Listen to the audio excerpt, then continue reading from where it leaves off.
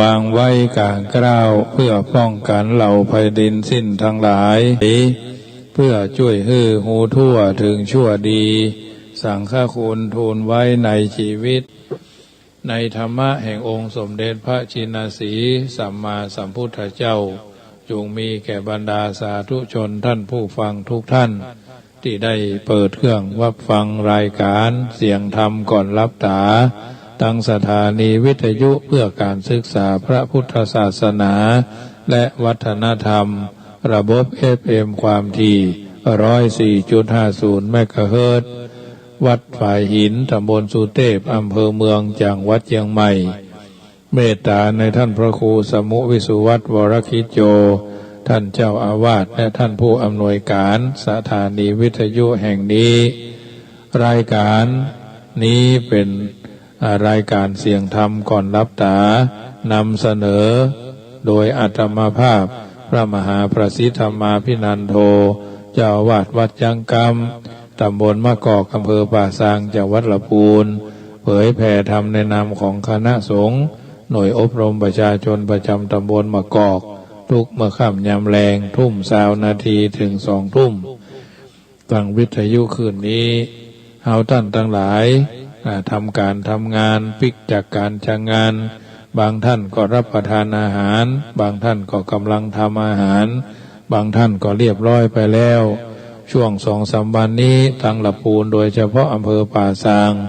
แถวใกล้วัดพระพุทธบาทภาพฝนตกวันนี้ก็3-4 ยกญาติโยมก็เดียวก็ทะยตกมาบัดเดียวนี่มันก็อ่อยมิดมัดนะเป็นฝนตกพายุไลอ้อนไลเอิ้นอายุจะมาทำละนะ 10% มาเป็น3 วันถ้า20% 40-50% ก็คงจะเป็นเกินเดือนบนน่ะเนาะอันนี้มันมาแน่ญาติโยมเมื่อท่านทั้งหลายได้มีโอกาสได้เปิดเครื่องรับฟังวิทยุคืนนี้ก็เป็นรายการตั้งแต่ตี 3มาตู้ลุงยองพ่องทำเมืองพ่องอย่างต่ออย่างหลายอย่างธรรมะรับอรุณพ่องคืน104นี่ถ่ายทอดไปในหลายคืนสีขาวก็คงจะถ่ายทอดโดยการฟังน้ำฟังธรรมก็เป็นอาหารใจส่วนหนึ่งเอาบ่ได้ติดเอาบ่ได้ยึดเอาบ่ได้ผูกมัดเอาบ่ได้มีการดำเนินอันใดอันหนึ่งคือเกิดความลำบากใจอย่างน้อยๆเขาก็ได้ปูจาไหว้พระได้สำรวจตรวจสอบว่าพระรัตนตรัยแก้วอันประเสริฐ3 ประการหมายมีพระพุทธเจ้าพระธรรมพระสงฆ์พระพุทธเจ้ามีคุณอย่างใดพระธรรมมีคุณอย่างใดพระสังฆเจ้ามีคุณอย่างใดเราก็จะได้ทราบแล้วก็จะได้นำเอาไปพินิจพิจารณาว่าพระพุทธเจ้ามีคุณ56อันยังพ่องธรรมคุณ38อันยังพ่องสังฆคุณ14คุณพ่อ21คุณแม่12คุณครูบาอาจารย์10เป็นต้นเพิ่นจึงผูกเป็นคำกรสอนใจเอาไว้ว่าปูชาพระพุทธองค์ผู้ทรงศักดิ์ผู้เป็นนักพักพิงเหนือสิ่งไหนตรัสรู้ปู่ทางห่างทุกภัยบัญญัติไว้ให้บรรดาสาธุชนปูชาพระธรรมคุณบุญไพศาลดลบันดาลสำราญสุขทุกแห่งหนปฏิบัติตัดภัยในวังวนหูมักผลกุศลยิ่งสิ่งสำคัญปูชาพระอริยะเถระสงฆ์สืบสายตรงวงเลิศงามเฉิดฉันอาสวะละไปบ่พัวพันสิ่งทั้งสี่ชั้นมั่นคงครบองค์คุณปูชาพระศรีวลีมีลาภมากสมัยเก่าเล่ากันอยู่ผู้เกื้อหนุนยุคเข้ายากมากแพงพึ่งแรงบุญอันเกื้อหนุนจุนเจือเหลือพอเพียงบูชาพระมหากัจจายนะผู้อำนวยผลผู้ช่วยผู้คนสมสมัยดังใจหวังยุคขัดสนกังวลใจในภารกิจให้สำเร็จดังใจปรารถนาบูชาพระอุปคุตผู้มากฤทธิ์มีดวงจิตเข้มแข็งแรงอธิษฐานชาวประชาห่างมารที่ลุกลานตั้งจิตบริสุทธิ์พุทธใจมารยอมกราบสุขใจแท้กราบพระรัตนตรัยให้พ้นภัยทุกท่านเทินอันนี้เป็นคำกรสอนใจ เปิ่นกล่าวเอาไว้ก็ก้อนไกลเอามาสาธกยกคือญาติโยมสาธุชนได้ฟังและก็ขอประชาสัมพันธ์ข่าวสารงานบุญก่อนเนอะที่จะได้อู้ธรรมะเนื่องโดยวัดจังกำจะได้มีการทอดกฐินสามัคคีโดยบ่มีเจ้าภาพเป็นกิจลักษณะก็หมายมีเจ้าภาพผ้าจำนวนพระเจ้าพระสงฆ์9ไตรถึงไตรคองไตรคู่สวดไตรละไตรคองนี่ 2,600 บาทก็หมายมีโยมแม่ชีกันที่นีใจยะเวียงป่าเป้าร่วมทำบุญกันมาแล้วก็ร่วมทำบุญผ้าป่าสถานี96แถม100 บาททัดนั้นมาก็มีเจ้าภาพแต่ละคนแต่ละทนเนาะพ่อบุญธรรมแม่รัตนาสั่งคำฟันไตรเนร1ไตรผ้าป่าสามัคคี100นสแพรพิไรกองน้อยเด็กชายภูมิพัฒน์สั่งคำฟันอันนี้ก็1ไตรแล้วก็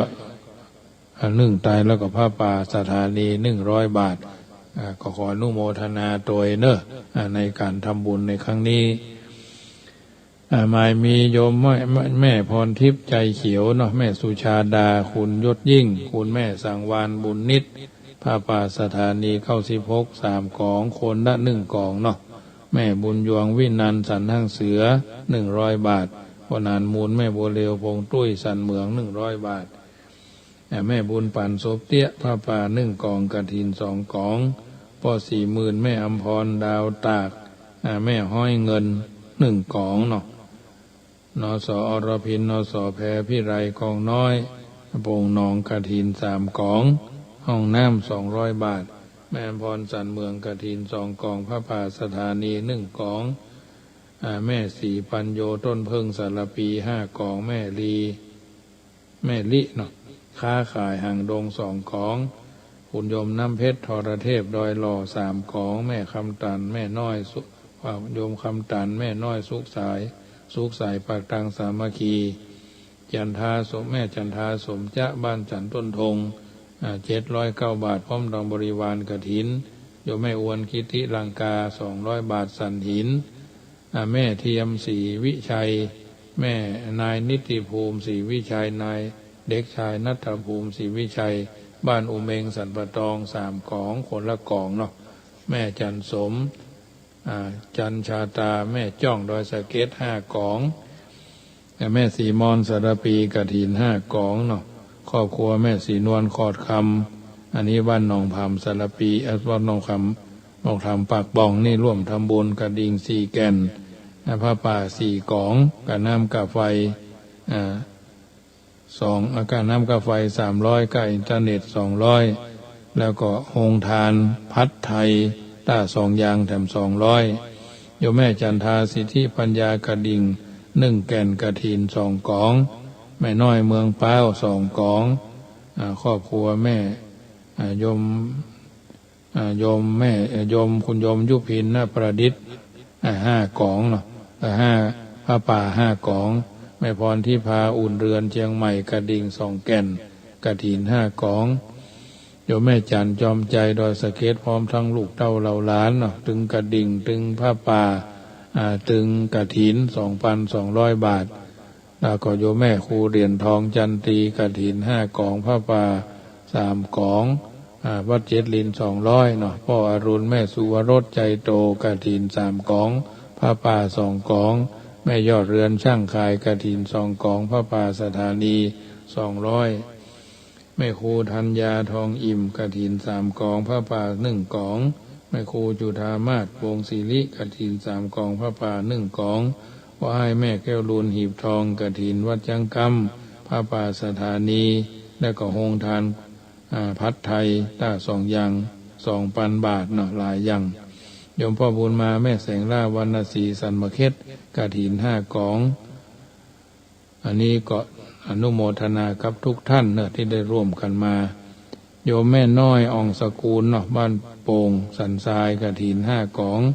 โยมคำปานบุญต่วน3กองกฐินเนาะสิงคำสีมอยบุญต่วนกฐิน1กองอนุโมทนาเนอะ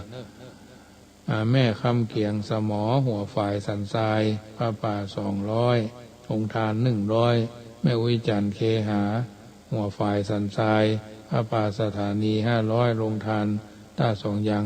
200ขออนุโมทนาเนอะที่เพิ่นมีรายนามรายชื่ออันนี้ส่วนผ้าป่านี่หมายความว่าถ้าสถานี96จากเดิม 4,000 3,900เนาะล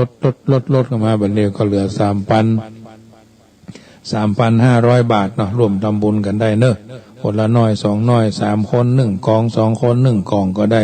กองละ99 บาทจะได้เอาไปสมทบ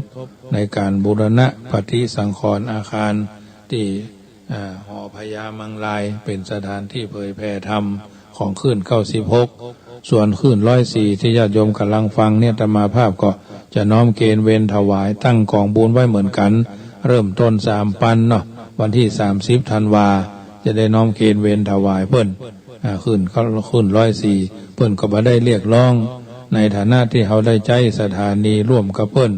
นเมตตากรุณานุเคราะห์ก็จึงบอกเอิ้นเจริญพรญาติโยมช่วยกันในคืน104ปีละ 10,000 เนาะพอวันที่30ธันวาอาตมาภาพจะตั้งธรรมหลวงน้อมเอิ้นเจริญพรเนอะ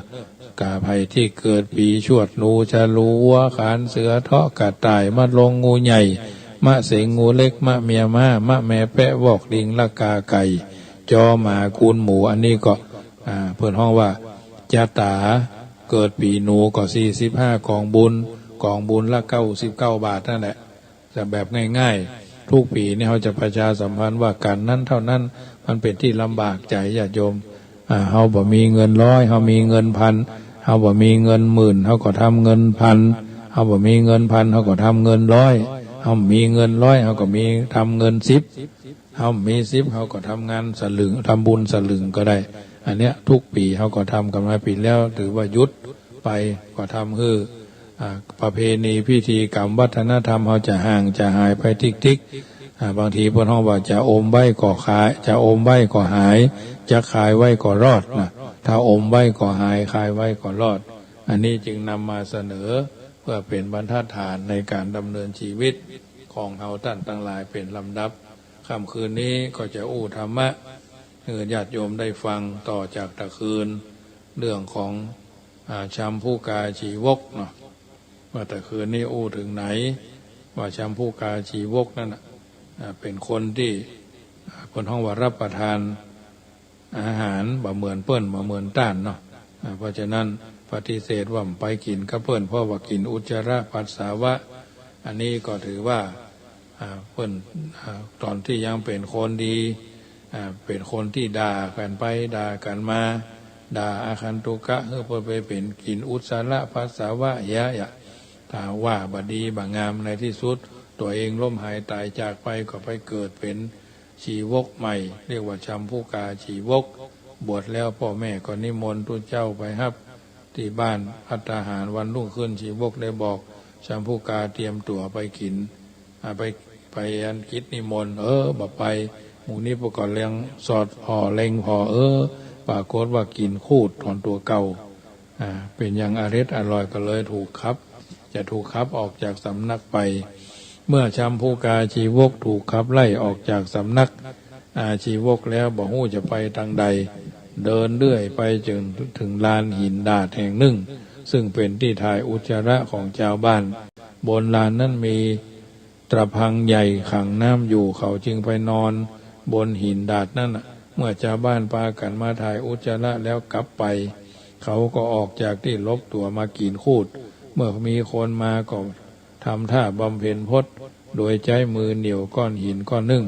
ยกเท้าข้างหนึ่งขึ้นมาพาดบนเข่าแหมข้างหนึ่งยืนเงยหน้าอ้าปากอยู่ชาวบ้านมาหันเข้าก็เข้าไปถามว่าทำอะไร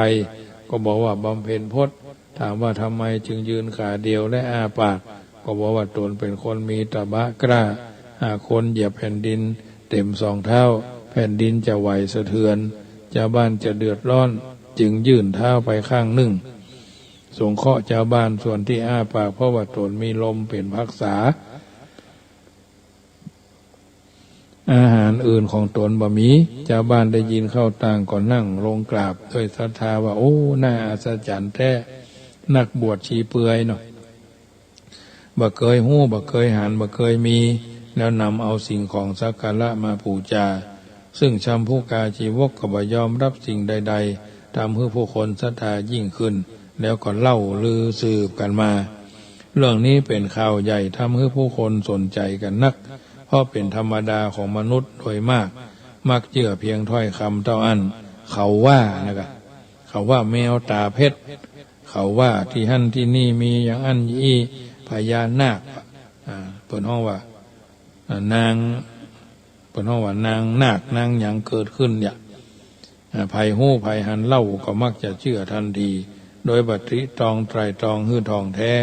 ก่อนว่าเรื่องจริงก็บ่จริงกายนะเมื่อสนใจและเชื่อแล้วก็พากันมากราบไหว้ชัมพุกาชีวกกันยกย่องว่าเป็นผู้วิเศษผู้คนที่มานั่นมากันทุกทิศว่าจะเป็นเจ้าแคว้นมคธแคว้นโกศลอาชีวกเป็นคนลวงเปลือยกายกินอุจจาระถอนผมและนอนบนดินท่ามกลางความศรัทธาเลื่อมใสของผู้คนที่หลั่งไหลกันมาสักการะบูชาทุกทิศเป็นเวลายาวนานถึง55 ปีความยิ่งใหญ่ของชัมพุกาสมัยนั้นช่างเหลือเชื่อจริงๆจะเท็จจะจริงมาในพระสูตรมาในคัมภีร์การตรวจดูสัตว์โลกในเวลาไข้แจ้งจัดเป็นพุทธกิจที่พระพุทธเจ้าทั้งหลายมาทรงละเลยแม้พระสัมมาสัมพุทธเจ้าสิทธัตถะก็ทรงปฏิบัติพุทธกิจนี้เป็นประจำดังนั้นในวันหนึ่งพระองค์จะทรงตรวจดูสัตวโลกแล้วได้ทรงหันชัมพุกาชีวกปรากฏอยู่ในพระญาณทรงหันว่าชัมพุกาชีวกสามารถเลิกละพฤติกรรมต่างๆที่ทำมาเมินได้ฟังธรรมแล้วสามารถบรรลุธรรมได้จึงตรัสบอกพระอานนท์ว่าเสด็จไปหาชัมพุกาชีวกเราเทวดาขั้นทราบว่าพระบรมศาสดาจะเสด็จไปที่หินดาษอันเป็นที่พักของชัมพุกาชีวกก็เกิดว่าสถานที่ตรงนั้นน่ารังเกียจสกปรกมีกลิ่นเหม็นสมควรที่จะเป็นที่สะอาดสำหรับเสด็จพระพุทธเจ้าจึงทำให้ฝนตกลงมาหาใหญ่ชำระล้างแผ่นดินดาษและบริเวณนั้นจนสะอาดมดซอยร้อยเนาะไม่ใช่ว่ามดซอยร้อยเหมือนนามบรรนุนเจียงใหม่ละปูนเหลือก็เตียวก้อมไม่ใช่อย่างนั้นนะบ่มีคราบความสกปรกคือหันแล้วทำฝนดอกไม้5 สีตกลงแผ่นดินบนหินดาษนั่นแถมนี่ก็เป็นเรื่องอัศจรรย์เหลือเชื่อเหมือนกันตกเมื่อค่ำยามแลงพระบรมศาสดาเสด็จถึงหินดาษทรงเปล่งพระสุรเสียงเรียกว่าชัมพุกาชีวกได้ยินแล้วก็สงสัยว่าไผมาห้องชื่อตนได้ถูกต้องเมื่อพบพระบรมครูแล้วได้ถามว่ามาทำไมพระองค์ตรัสว่ามาขอพักด้วยคืนหนึ่งชัมพุกาชีวกปฏิเสธว่าไม่ได้ไม่มีที่ให้พักพุทธเจ้าก็ตรัสว่าธรรมดาบรรพชิตย่อมช่วยเหลือบรรพชิตมนุษย์ย่อมช่วยเหลือมนุษย์ปศุสัตว์ย่อมช่วยปศุสัตว์นี้เป็นเรื่องธรรมดาของโลกชัมพุกาชีวกจึงจี้ไปที่เงื่อมหินข้างหนึ่งว่ามีที่พักจะพักที่ไหนที่นั่นก็ได้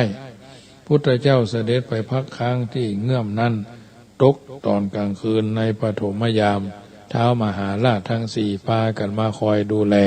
ทำให้มีแสงสว่างไปทั่วบริเวณในมัชชิมยามท้าวสักกะเทวราชเสด็จมาคอยดูแลปัจฉิมยามท้าวมหาพรหมเสด็จมาคอยดูแลแม้ชัมพุกาชีวกนอนอยู่แถมข้างหนึ่งก็ได้หันทั้งท้าวมหาราชท้าวสักกะเทวราชท้าวมหาพรหมเนาะแต่บอกว่าเป็นภัยอัศจรรย์ใจว่าทำไมแผ่นดินจึงได้สว่างสวัยเหมือนกลางวันรุ่งขึ้นชัมพุกาชีวกไปหาพระพุทธเจ้าแต่เช้าทูลถามว่าผู้ที่มาเมื่อคืนเป็นไผมาทำไมและทรงหู้จักดีหรืออย่างไรพุทธเจ้าก็ตรัสว่าโอ้เป็นท้าวมหาราชท้าวสักกะเทวราชและท้าวมหาพรหมชัมพุกะพระองค์ทรงหู้จักดีถึงหมดเทพเหล่านั้นมาเพื่อดูแลพระองค์ชัมพุกาชีวกทูลถามว่าพระองค์ทรงยอดเยี่ยมกว่าเทพทั้งหมดหรือว่าอย่างไรก็ตรัสว่าใช่แล้วยอดเยี่ยมกว่าพระองค์ทรงเป็นราชาที่เยี่ยมกว่าราชาทั้งหลายทรงเป็นพรหมยิ่งกว่าพรหมทั้งหลาย แม้ท้าวสักกะก็เป็นขีรานะอุปถากคือเป็นผู้คอยดูแลสุขภาพของพระองค์ชัมพุกาชีวกได้ยินดังนั้นจึงทูลว่ามหาสมณะท่านเป็นผู้อัศจรรย์แท้ก็เมื่อเฮาอยู่ณที่นี้ถึง55 ปีเทพเหล่านี้แม้สักองค์หนึ่งก็ไม่เคยมาเพื่อบำรุงเฮาเลยทั้งที่เฮาเป็นผู้กินลมมีลมเป็นภักษายืนอย่างเดียวบัดนั่งบัดนอนแม้จะผ่านไปเมินขนาดนี้เทพเหล่านี้ก็บ่เคยมาหาเฮาเลยแม้แต่องค์เดียวพุทธเจ้าได้ตรัสกับชัมพูกะชีวกว่าดูก่อนท่านชัมพูกะเธอหลอกมหาชนผู้โง่เขลาในโลกมาเมินแล้วยังปรารถนาจะหลอกเฮาแถมเธอกินอุจจาระหรือครูดนอนบนดินเปื่อยกายร่อนจ้อนเป็นนักบวชประเภทหนึ่งและถอนผมด้วยแปรงตาลมาตลอด55 ปีบ่ใจกาถึงทำอย่างนี้อยู่เธอก็ยังลวงโลกตลอดเวลาว่าตนมีลมเป็นอาหารเนี่ยยืนด้วยเท้าข้างเดียวบัดนั่งบัดนอนสมัยก่อนเธอก็อาศัยทิฏฐิอันชั่วช้าลามกกินอุจจาระเป็นอาหารนอนบนดินเปื่อยกายและถอนผมด้วยแปรงตาลมาตลอดกาลนานแม้ในบัดนี้เธอก็ยังถือทิฏฐิอันชั่วช้าลามกเหมือนกันเหมือนเดิมจากนั้นก็ตัดเล่าอดีตกรรมของชัมพุกาชีวกให้เขาฟังเมื่อพระพุทธเจ้าตัดเล่าอยู่ความสังเวชสลดหดหู่ใจก็เกิดขึ้นแก่เขาหิริความละอายใจและโอตตัปปะความเกรงกลัวบาปกรรมได้ปรากฏขึ้นเขารีบนั่งกระโยงลงพื้นที่ลงที่พื้นพระพุทธองค์ทรงโยนผ้าอาบน้ำฝนให้เขานุ่งผ้าแล้วก็นั่งสงบอยู่ณตรงพระพักตร์พุทธเจ้าทรงแสดงอนุปุพีกถาให้เขาฟังในตอนจบเทศนาเขาได้บรรลุอรหัตผลพร้อมทั้งปฏิสัมภิทา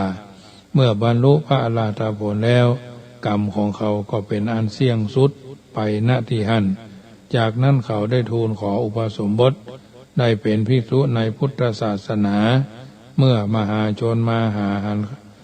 หันขันท่านเข้าก็สงสัยระหว่างพุทธเจ้ากับท่านไผ่ใหญ่กว่ากันบางคนก็คิดว่าท่านใหญ่กว่าแน่เพราะพุทธเจ้าเสด็จมาหาท่านถึงที่นี่พระชัมพุกะได้รับโอกาสจากพระพุทธเจ้าแล้วได้เข้าฌานเหาะขึ้นไปบนอากาศประกาศว่าพระพุทธเจ้าเป็นศาสดาของตนเป็นสาวกเมื่อทรงเพื่อให้ทรงทราบมหาชนต่างก็คิดว่าพระพุทธเจ้าช่างน่าอัศจรรย์จริงทรงพระคุณบัดต่ำต้อยเลยเป็นต้นเรื่องชัมพุกาชีวกก็คือว่าหมายความว่าเรื่องนี้ก็จบลงเพื่อว่าต้นร้ายแต่ปลายดีจึงนำมาเสนอญาติโยมสาธุชนท่านผู้ฟังทั้งหลายฟังแล้วนำไปเป็นข้อเตือนจิตสะกิดใจในการดำเนินชีวิตบ่ผิดเพี้ยนบ่ผิดพลาดการดำเนินชีวิตของเราก็จะผ่านไปด้วยดีน้ำธรรมคำสอนส่วนนี้มอบเป็นปฏิภรณ์กับบรรดาท่านทุกคนบางท่านอาจจะทำดีเบื้องต้นอาจจะเสียในท่ามกลางอาจจะดีในบ้านปลายบางท่านอาจจะทำบดีในเบื้องต้นดีในท่ามกลางเสียในบ้านปลายบางท่านอาจจะทำดีในท่ามกลางเสียในบ้านปลายเสียในเบื้องต้นก็เป็นไปได้อันนี้มันบัดแน่เพราะฉะนั้นถือว่าพุทธบริษัทยื่นมั่นในไตรรัตน์มีศีลมีความสัตย์อยู่แล้วทำใดบ่รวบลัดตามกิเลสตนนาทำใจผ่องแผ้วอยู่ด้วยคุณธรรมอันเนี้ยเป็นสัจธรรมที่เราควรใส่ใจสนใจและก็ตั้งใจนำมาพิจารณาในการดำเนินชีวิตของเราชาวพุทธนั่นต้องมีต้องดำเนินชีวิตโดยใจสมองในการคิดว่าอันไหนดีบ่เดือดร้อนตัวบ่เดือดร้อนคนข้างก็พยายามทำอันใดที่มันเดือดร้อนเราก็พยายามห่างหายลดละเลิกไปในที่สุดจะทำเมื่อเราท่านทั้งหลายอยู่ในสังคมแห่งการอยู่ร่วมอย่างสบายไร้สิ่งที่จะได้เป็นอุปสรรคขวากหนาม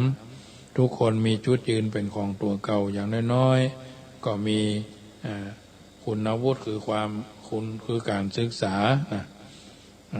คุณวุฒิคือการศึกษาคุณภาพเอาการศึกษามาแจกแจงแยกแยะเอาเป็นผู้ใหญ่ก็ทำหน้าที่ของความเป็นผู้ใหญ่เปิ่นตรงมือว่าเปิ่นถึงบอกว่าในสังคมนั้นมีผู้น้อยมีผู้ใหญ่และก็มีผู้ดีเป็นผู้น้อยคอยระวังอย่างผู้น้อยสำรวนพ้อยกิริยาอัจฉาใสจะยืนเดินนั่งนอนอ่อนตามวัยสมสมัยพองามตามแบบไทยเป็นผู้น้อยไม่ระวังอย่างผู้น้อย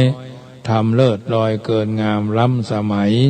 การกินอยู่หรูหรากล้าเกินวัยจะเป็นภัยเดือดร้อนตอนแก่เอ่ยเมื่อเป็นผู้น้อยเมินไปก็จะได้เป็นผู้ใหญ่คุณธรรมของผู้ใหญ่ก็คือเป็นผู้ใหญ่เปรียบเหมือนเช่นรากแก้วเป็นหน่อแนวยึดเหนี่ยวให้ลูกให้หลานแผ่ร่มเงาร่มรื่นสดชื่นบานดุจจะดังสารสถิตยุติธรรมถ้าผู้ใหญ่มีใจไหวกวัดแกว่งไม่เป็นแหล่งยุติธรรมอุปถัมภ์ความประพฤติริบหรี่มีเงื่อนงำคือเหตุนำลูกหลานร้าวรานเอ่ยอันนี้ก็คือผู้ใหญ่ต้องนอนคว่ำผู้น้อยต้องนอนหงายและที่สำคัญก็ต้องมีผู้ดีคนผู้ดีเขามีหลักไม่มักง่ายจะทิ้งจะทายดูท่าทางทั้งหน้าทั้งหลังไม่ทำหกสกระปกรกรุงรังคอยระวังขากเสลดเขตสวยงามเป็นผู้ดีควรจะมีมารยาทจะเก็บกวาดนกบ้านเมืองเรืองอารามควรเจรจาหน้าเอ็นดูไม่วู่วามคนเกรงขามคุณความดีศักดิ์ศรีเอ่ยอันเนี้ยสังคมเขามีผู้ดีผู้น้อยผู้ใหญ่อยู่กันไปอย่างสบายมีหลักยึดหลักประพฤติเมื่อเขาเข้าใจในอัตในธรรมในสิ่งต่างๆเหล่านี้วิถีชีวิตเขาก็จะบ่เดียวดายบ่ได้เปลี่ยวว่างบ่อ้ายอ้างว่างพออยู่ในสังคมแห่งการอยู่ร่วมอยู่กันในสังคมอยู่กันอย่างพี่ดีกันอย่างน้องปรองดองกันเหมือนญาติชาติประเทศก็จะเจริญพระพุทธศาสนาก็จะรุ่งเรืองไปทางหน้าเพราะฉะนั้นญาติโยมสาธุชนท่านผู้ฟังทั้งหลายเทศกาลงานกฐินปีนี้ก็จะเริ่มต้นตั้งแต่วันที่22เนาะ22ตุลาเป็นต้นไปจนกระทั่งถึงวันที่19พฤศจิกาเป็นวันสุดท้ายแห่งการทอดกฐินปีหนึ่งก็มีอยู่1เตื้ออันเรื่องกฐินทานนั่นเปิ่นว่าเอาไว้เหมือนกันว่ามีประโยชน์อย่างใดอานิสงส์การทอดกฐินอานิสงส์นี้ท่านผู้รู้ได้กล่าวเอาไว้ว่าการทำบุญจะเป็นเงินก็ตามเป็นของก็ตามถือว่าทุกอย่างมีอานิสงส์กฐินประสูตรตามที่ท่านกล่าวไว้ในพระบาลีคนใดตั้งใจทอดกฐินแล้วในชีวิตหนึ่งในฐานะที่เป็นเจ้าภาพกฐินก็ดีเป็นบริวารกฐินก็ดีแต่ถ้าเป็นกฐินสามัคคีก็หมายความว่าทุกคนจะเป็นเจ้าภาพเหมือนกันหมดจะทำสลึงจะทำล้านก็ถือว่าทำบุญมีอานิสงส์เสมอกันแต่ถ้าว่าปริมาณอาจจะแตกต่างกันคนผู้ใดไผผู้หนึ่งตั้งใจทอดกฐินไว้ในพุทธศาสนาแม้ครั้งหนึ่งในชีวิตถ้าลมหายตายไปก็เป็นคนจักมาถึงนิพพานเพียงใดท่านผู้นั้นจะได้ไปเกิดเป็นเทวดาเป็นนางฟ้าถ้าหมดอายุไขของเทวดาหรือนางฟ้าเมื่อจุติตายแล้วก็เมื่อบุญหย่อนลงมาจะเกิดเป็นเทวดาเกิดเป็นนางฟ้าบ่ได้ก็จะลงมาเป็นมนุษย์จะเกิดเป็นพระเจ้าจักรพรรดิเมื่อเป็นพระเจ้าจักรพรรดิแล้วบุญหย่อนลงมาก็เป็นพระมหากษัตริย์หลังจากนั้นเป็นมหาเศรษฐีคำว่ามหาเศรษฐีหมายถึงการมีทรัพย์สินเงินทองตั้งแต่80โกฏขึ้นไปหรือมากกว่า800ล้านขึ้นไปเขาห้องกันว่ามหาเศรษฐีถ้าตั้งแต่40โกฏขึ้นไปเปิ้นก็จะกล่าวว่าทรัพย์ตั้งแต่400ล้านขึ้นไปเรียกว่าอนุเศรษฐีถือเป็นมหาเศรษฐีแล้วต่อไปมาไปเกิดเป็น อนุเศรษฐีหลังจากนั้นก็เป็นคหบดีก็รวมความว่าการตั้งใจทอดกฐินจะได้ตั้งใจเป็นเจ้าภาพเก้าก็ดีจะร่วมเปิ้นก็ดีวัดเดียวก็ดีหลายวัดก็ดีเก้าวัดพ้องหรือตามที่เขาจะทำได้นอกจากจะเป็นเทวดาเป็นนางฟ้า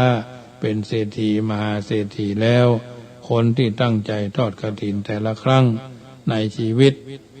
บ้านเฮานี่ติดคำว่ามีเงินแสนเป็นเจ้าภาพกฐินมาได้เลยไม่ได้เป็นเจ้าภาพกฐินสักเตื้อจะปรารถนาพระโพธิญาณก็ย่อมได้ก็หมายความว่าจะปรารถนาพระพุทธเจ้าก็ได้ปรารถนาเป็นอัครสาวกก็ได้ปรารถนาเป็นมหาสาวกก็ได้ปรารถนานิพพานเป็นอรหันต์ปกติก็ได้ฉะนั้นการทอดกฐินแต่ละคราวขอให้บรรดาท่านสาธุชนท่านผู้ใจบุญทุกท่านตั้งใจจบเก้าจบเสียนตั้งจิตตั้งใจในการทอดกฐินคนที่เคยตั้งใจทอดแล้วแต่ละครั้งรวมความว่าถ้ายังบ่ถึงพระนิพพานคำว่ายากจนจากยากจนเข็นใจบ่มีแก่บรรดาญาติโยมที่เป็นเจ้าของกฐินเลยโดยสรุปแล้วอานิสงส์ของการทำบุญทอดกฐินจะเป็นเจ้าภาพก็ดีร่วมเพิ่นก็ดีเจ้าภาพสิ่งละอันพละน้อยผ้าผ่อนต้นสบายเครื่องก่อสร้างบาทพละปัดพัดวีอย่างใดก็แล้วแต่จะได้ถ้าเป็นพุ่นกฐินถ้ามาเกิดเป็นมนุษย์ก็จะได้เกิดมาในตระกูลดีมีสัมมาทิฏฐิเกียรติยศชื่อเสียงดีงาม2เกิดมาโดยร่างกายได้คุณลักษณะพิเศษงดงามสมส่วนบ่วิ่งบ่วิทย์บ่ปัดแทบบ่โวเนาะ3เกิดมามีผิวพรรณงดงามจิตใจแจ่มใสร่าเริงเบิกบาน5เกิดมามีทรัพย์สมบัติมากบ่ลำบากในสารแสวงหาทรัพย์5เมื่อละโลกนี้ไปก็จะได้ไปเกิดในสวงสวรรค์ตามที่เขาปรารถนาอันเนี้ยญาติโยมท่านสาธุชนท่านผู้ฟังทั้งหลายได้ยินได้ฟังรายการเสียงธรรมก่อนรับตาแล้วก็มอบเป็นปฏิพรกับบรรดาญาติโยมสาธุชนเป็นลำดับไปรายการเสียงธรรมก่อนรับตาก็มาถึงช่วงสุดท้ายกึศจะได้ไข้ใจเทิงแปลงใจตึงก็ปากันตั้งอกตั้งใจตั้งคิดเจตนาว่าปีนี้เราจะพ่อมันจะทำบุญทอดกฐินบ่แม่มันจะทำบุญทอดกฐินบ่เฮามีเงินหลายเฮาก็ทำเท่าที่เฮาทำได้พ่อมึงได้600แม่มึงก็ได้600เอาก็คนทำเหี่ยวคน100เนาะเอาคนอายุ70ก็คนละ100แม่มัน80พ่อมันก็80อันนี้ก็ถือว่าเป็นสิ่งที่น่าอนุโมทนาเมื่อได้คิดได้แล้วก็ตั้งเจตนาปรารภจะทำบุญส่วนใดส่วนหนึ่งของปรารภวัดที่เพิ่นร่วมทำบุญกันตามที่เขามีความพร้อมจะได้บุญตามที่เขาปรารถนาจึงนำมาเสนอเพื่อพิจารณาก่อนนำรายการจากท่านไปท่านทั้งหลายแผ่เมตตาว่าก่อนท่านนอนหลับไปในคืนนี้จงตั้งดวงฤดีไว้ให้มั่นนึกถึงกุศลผลความดีที่ผูกพันจิตตั้งมั่นแน่วแน่แล้วแผ่ไปแผ่เมตตาทั่วไปให้คนอื่นทั้งรักชื่นเกียรติชังแต่ครั้งไหนขอให้เขาได้ดีมีสุขใจอย่าหวั่นไหวแม้อมิตรที่คิดชังแล้วใจเราจักสบายคลายเล่าร้อนเพราะจิตผ่อนความเครียดแต่หนหลังอนีคาสุขีอัตตานังพ้นทุกขังก็เพราะจิตคิดดีรัตนัตตยานุภาเวนะรัตนัตตยเตจสาพุทโธบังซ้ายธัมโมบังขวาสังโฆบังกายาอะระหังบังเกสาอะระหังพุทโธนะโมพุทธายะรายการเสียงธรรมก่อนรับตาธรรมาภาพพระมหาประสิทธธรรมาภินันโทวัดจังกำอำเภอป่าซางจังหวัดลำพูนเบอร์โทรศัพท์061-547-6539 ดำเนินรายการมาก็พอสมควรแก่เวลาขอนำรายการจากท่านไปก่อนอายุวันโนสุขังปะลังขอเจริญพร